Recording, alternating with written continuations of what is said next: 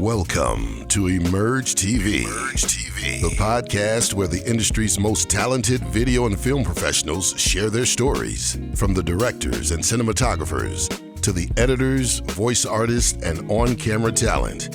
Each episode hosted by Reginald Smith as he sits down for free-flowing conversations about how they got their start, who inspired them, and what it's really like working in production.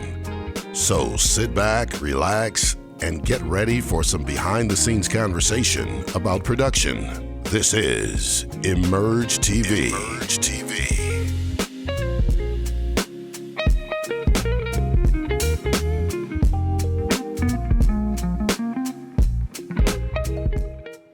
Hey everybody, welcome back. Another episode of my podcast, EMERJ TV. The podcast about conversations with people who work in front of and behind the camera, just candid conversations. They're not real technical, just our careers, how we got started, or what our relationships are with each other. If I don't know them, as what they do. I'd like to introduce you to a person that, what do? We work together. We do production, but an unnamed location. Unnamed location. But Damon Finney, he's a director. Now, here's what I know. He's a director. He's a producer, camera operator, editor. Now, you're an editor. See, I know how to edit, but you're an editor. So the difference, if you don't know the difference between an editor and somebody who knows how to edit. See, I know how to put it together, but editors can make it soar. So, see, I hire editors when I need something to go, really. And then if it's just like basic stuff, then, I do that. Anyway, welcome to the show. Appreciate you coming on. I appreciate the invite. It's great to be here, sir. I like to start with how you got into the business. How did you, little Damon, like, Dad, can I have a Super 8 camera? Because then I can do this and make commercials. It might not have been like that. I'm just picking. How'd you get started? So I've always had a love for electronics, media. My father was an engineer, and he'd randomly have gadgets. So one time, I think I was about 6 or 7, and he brought home a Sony camera. It was like it was something you put it up here. It was, I don't even know what type of camera it was like in hindsight, but you could open it, you pop it open, drop the VHS in there. Oh, so you had like an industrial or maybe even a broadcast. I don't know if it was broadcast or not because it wasn't that big. I just know you had to hold it up here. They were all about the same size. Okay. So industrial and broadcast, it was more what was inside of them. So I don't know what it was about when my dad first showed like me video of us, like my family and stuff. I was like, man, like this is cool. Like I see we're on TV. Like that's the thing. Like when you a child, like we on TV. Yeah. So I think I got my start kind of just shooting random things with that. Like it'd be just random times when I was a very imaginative kid, so I'd be coming up with these things in my head. Yeah. I shot my first home movie. I think I was about 12 or 13. It was called the Computer Glitch Project, and it was like a spinoff of the Blair Witch Project. I basically copied the entire thing and just made it like, instead of a witch, it was about a glitch that went into a computer, and it was just taking over. I had my family. I wish I could find this movie, man. I lost the tape a while ago, but so then you edited, you shot it, and edited. So you were much further advanced than I was when I was 12. I've been like really editing things, since I was about 12 or 13. Now, I was using Windows Movie Maker back then. See, I was going to say, I know I don't want to know the answer to this question because I was going to ask you, what year were you 12? Because when I started... 98. Oh, my goodness. Yeah. I was 12 and So 98. I had only been in the business 10 years at that time. So and by that time I was you were doing just a forward pup. job. But the thing about it was a conversation that I had with my former business partner was technology changed because it was really expensive. For example, Avid, when the Avid nonlinear editor came out, all you could do was cuts. You had to render dissolves. It was to start was $100,000. And I was editing on the AB roll editor for the division of Ford that we were working for. Mm-hmm. They bought it for us, and that thing was like $27,000. And we were editing industrial, so it was 3/4 inch industrial. We weren't even broadcast. Oh my goodness! So then they come up with these systems. You edit on computer and all this stuff, and then the technology cost came way down, which kind of raised the playing field for some. In some cases, it lowered it because then people kind of, they kind of became a little more lax about it. Mm-hmm. But had I had something like that at 12?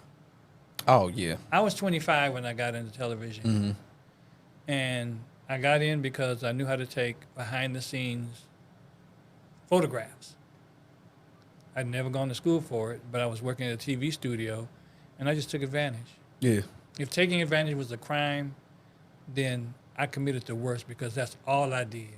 And if anybody would let me shoot, I would shoot for free. Yeah. I wasn't asking for pay. Yeah. And to get an AB roll editor where you can dissolve from one piece of footage to another on an editor. Yeah. And then here, these guys come up editing on computer. These kids shooting Imagine how I feel about like these kids now. They have everything now. Like I don't think you have any excuse to not be able to shoot a movie at whatever age you decide to do it. Like right now. But yeah, that was my start. That's when I think I got the bug for like I'm like I like this, but I didn't know.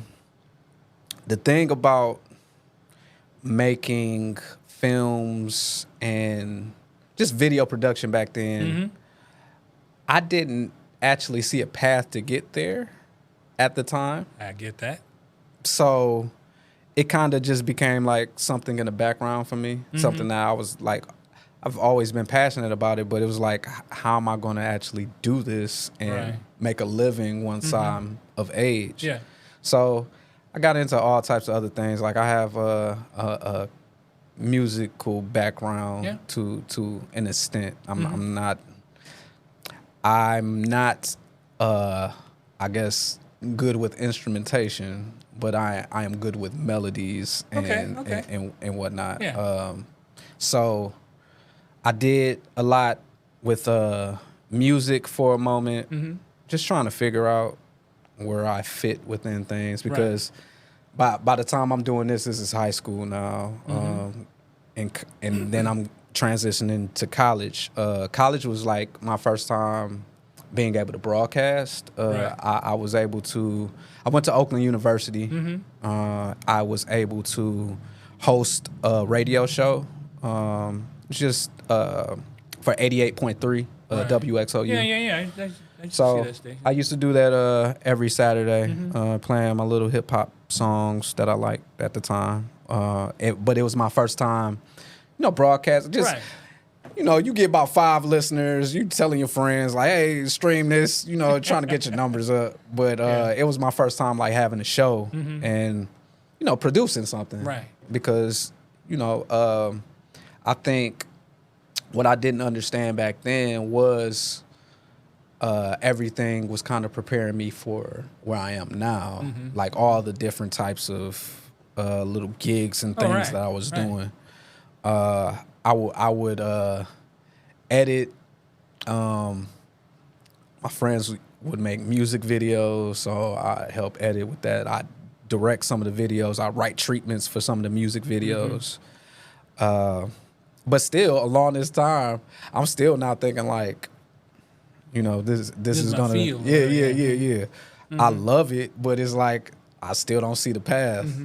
Now, did you have anybody that you looked up to that, like, you know, I want to be like them or whatever? Or did it was just you did it on your own?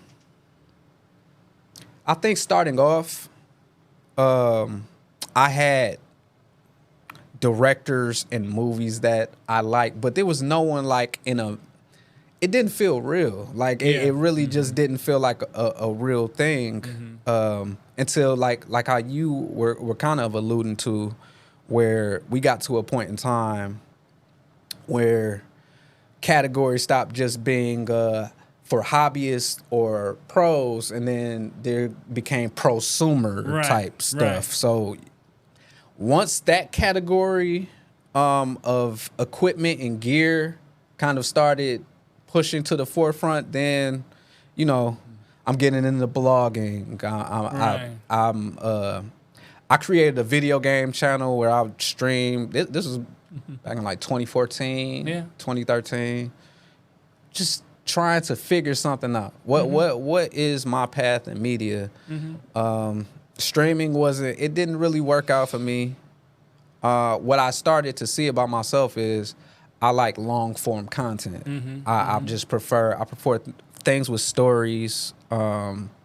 Just using my imagination. Right. I prefer things like that.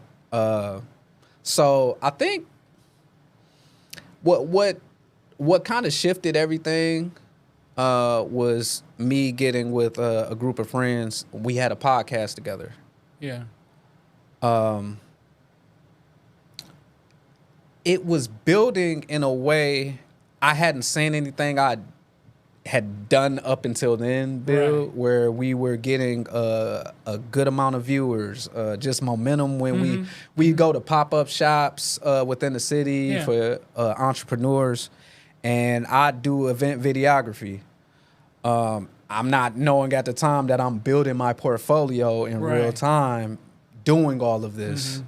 I started getting a little attention around, you know, just peers and whatnot. Yeah.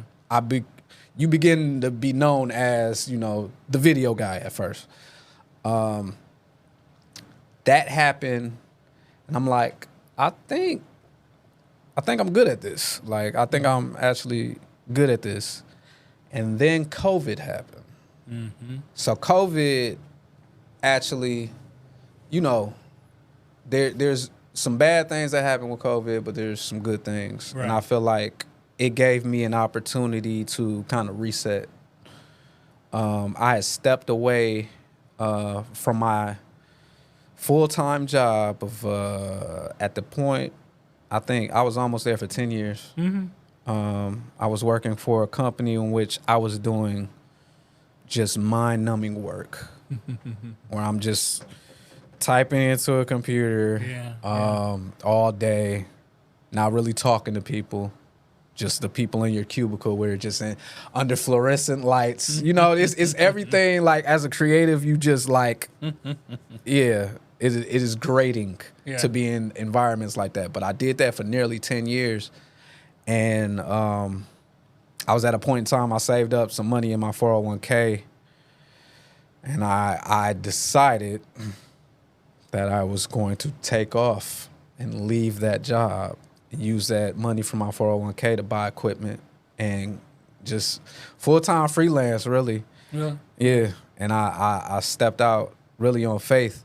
I knew it was I knew it was a time for a change in my life. And I took that time to really reset and give myself the opportunity to fail before I just decided like I couldn't do it. You know, like I don't have to be in California. I don't have to, you know, I can be a filmmaker here. And at that point in time, I wasn't even sure if I could make films as much as just being a production professional. You need me to do a corporate ad for you or that type of thing. So this whole process for me, because I'm still, you know, smack dab in the middle of it, it's led me here to have this Yeah, conversation yeah. with you.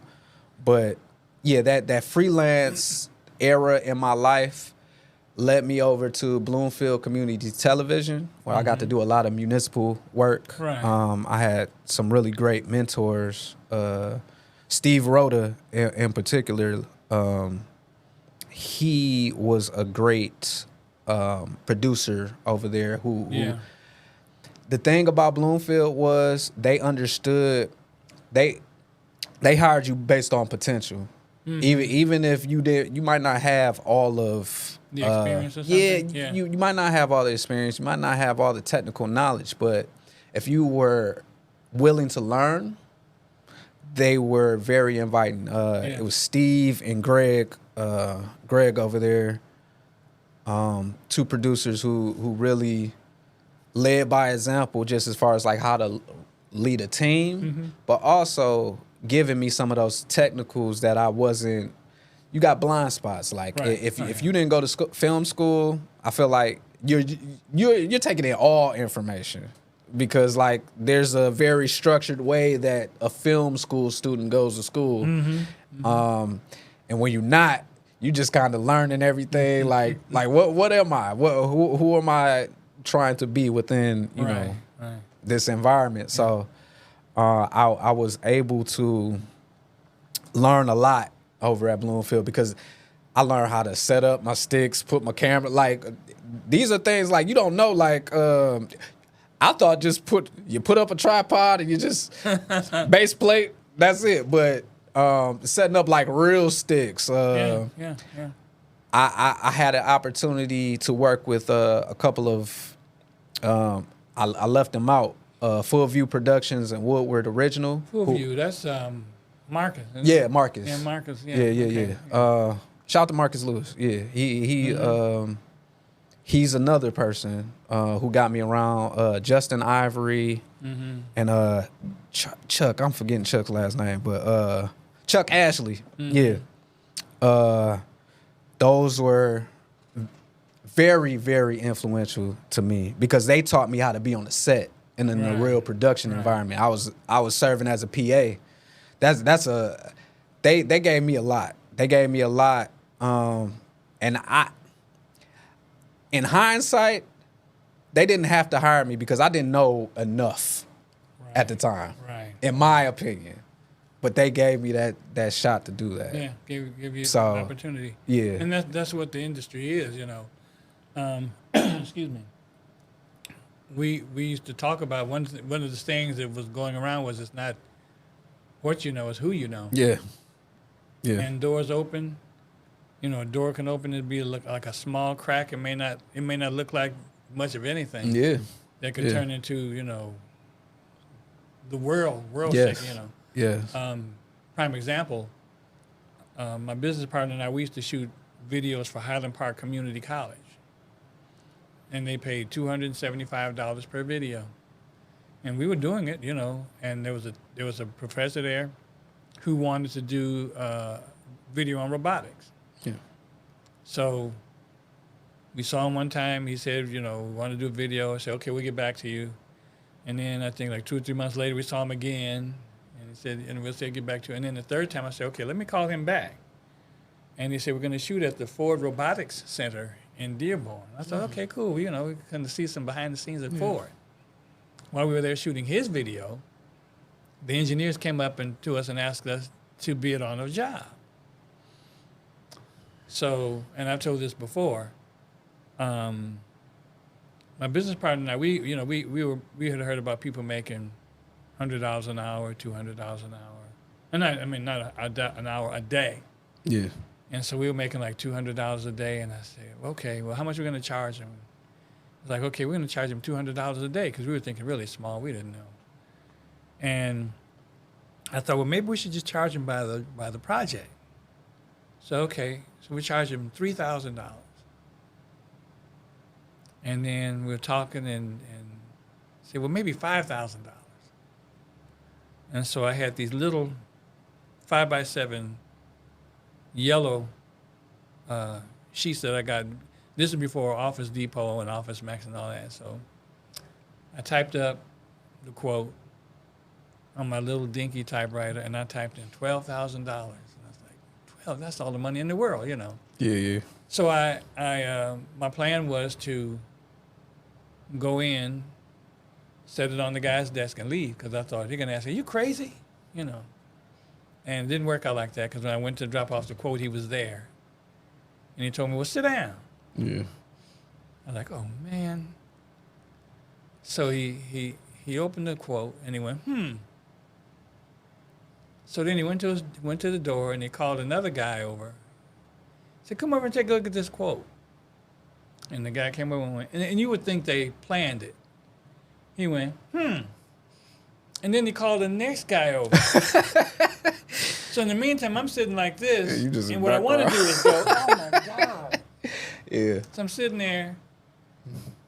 And they ended up calling the guy who ran the robotics center over. And he went, And then the guy said, okay, you got the job. So now, $12,000 from $275. Okay, so see, don't despise small beginnings. Yeah. Okay, we did that job, and so 3 or 4 years later, I was riding in the car with him. So now we have built a relationship with Ford. He said, remember that first video you did? I said, yeah. He said, you want to know what the next closest bid was? Now, mine was $12,000, $40,000. We would begin, so at the time, Ford had their own in-house production company, Ford Communications Network. We were bidding against them. So he said, we decided we would give you guys a try. Yeah. And he said, and if you messed it up, we wouldn't give you any more work. And I said, well, I guess we did pretty good, because it was 3 or 4 years later. And we did jobs, so that little $275, right. If I'd have turned my nose up at it, yeah, wouldn't have ended up at Ford. Yeah. You know. Yeah. And so, you see a crack, and you don't despise small beginnings.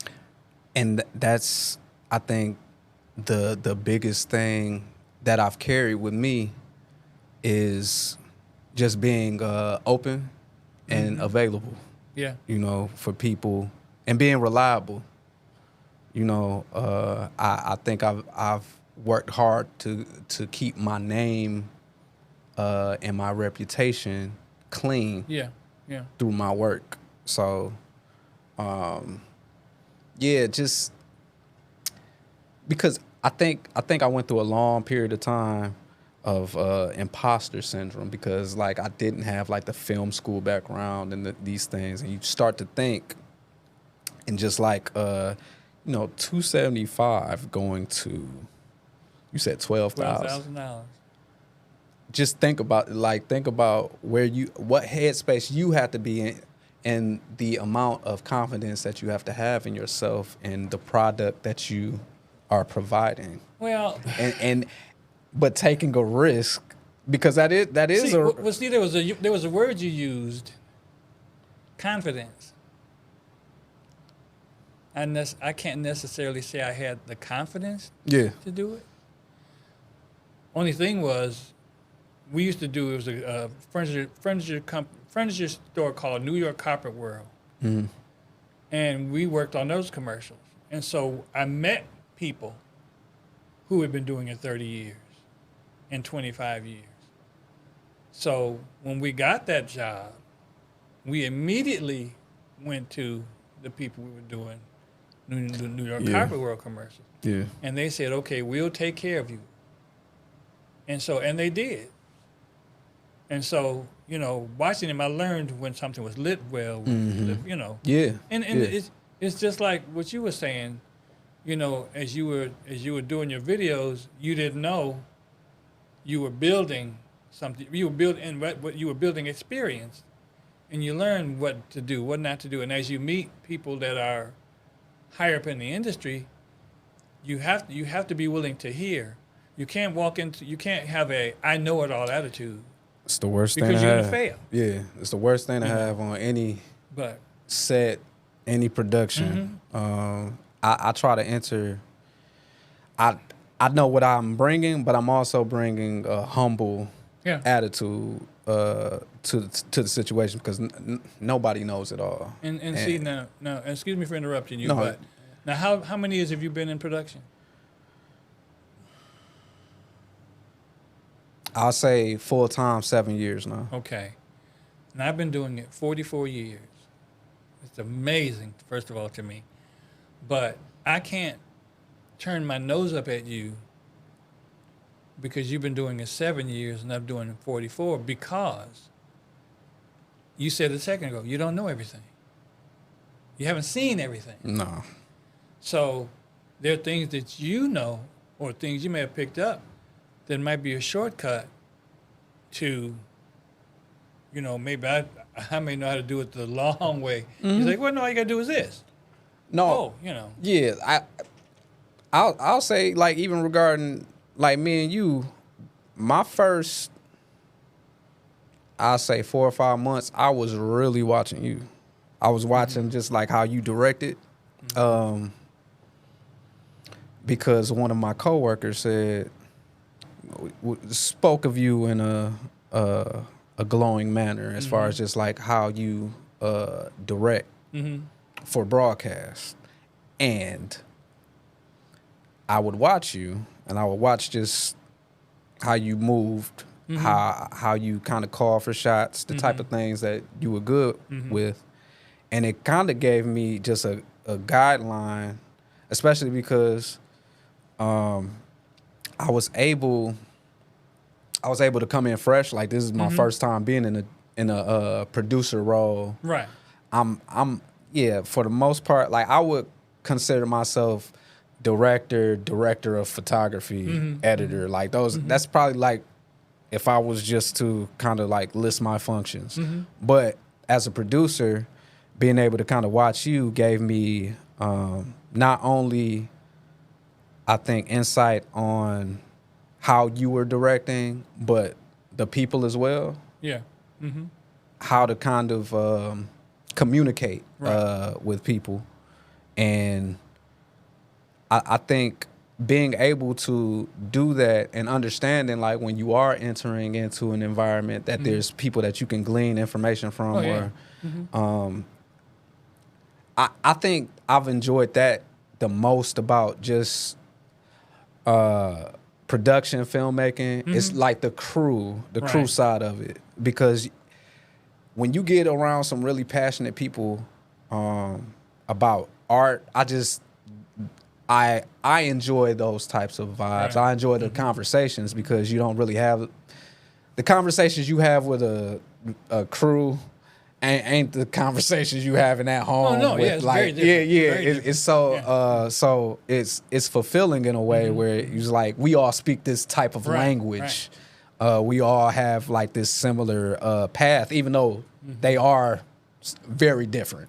But we have our path. So it's just it's been a great experience being able to kind of be able to do that with people. Well, first of all, I hate to interrupt you because we come to the end of this episode. Oh no! And I'm going to have you come back. I'm gonna flip this table. But yeah.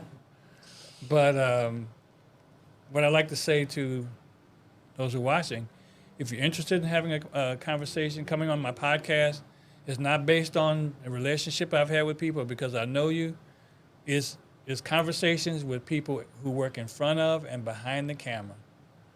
And just, it's not technical. Anybody can watch these because you can watch this and get a revelation on how to do something in a totally different field. But if you want to come on, you can reach out to me at emerge.tv@gmail.com. Or if you want to catch catch this episode, well, if you're watching this, you already see it. But if you want to see other episodes, you can go to YouTube and type in RCSMG LLC in the search line. It'll take you to my YouTube channel where you can see this one as well as like 20 or 30 other episodes. Also, I post short clips on TikTok. It's hashtag EMERJ TV or hashtag RCS Media Group or hashtag Conversations. You can see short clips there or on YouTube Shorts. But anyway, and for those of you who know me and you haven't heard from me, don't worry, I'm coming. So, Damon, hang on a second, we'll be back. Everybody else, appreciate you watching. Tell your friends about it. Like it, follow it, subscribe, and you'll get notified when I add more videos. Thanks for watching.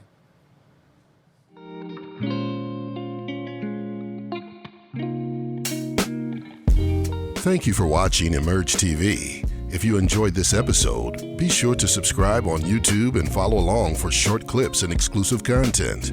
Want to be a guest on the show? Reach out to Reginald Smith at emergtv@gmail.com. And we'll see you next time right here on EMERJ TV. This has been an RCS Media Group presentation.